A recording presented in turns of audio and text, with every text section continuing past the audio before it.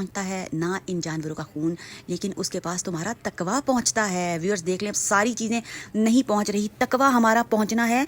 तो बाज़ लोग तो व्यूअर्स ऐसे हैं ना, माशाल्लाह से अहले इल्म को तो सबको पता ही है। तो बाज़ लोग होते हैं ना, चले जिन्हें नहीं पता तकवा का क्या मतलब होता है, तो कोई बात नहीं, हम लोग हैं ना बताने के लिए। तो इंशाल्लाह ताला बताएंगे, गाइड करेंगे, ताकि सब बहन भाइयों को पता चल जाए कि तकवा का मफहूम क्या है।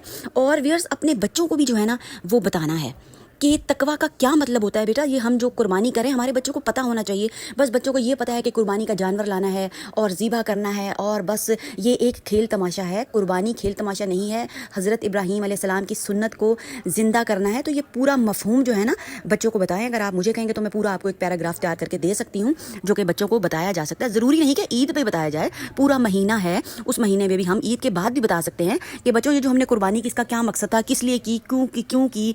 तो ये सारी चीज़ें जो है ना हमने अपने बच्चों में कन्वर्ट करनी है। ये हम पेरेंट्स का जो है ना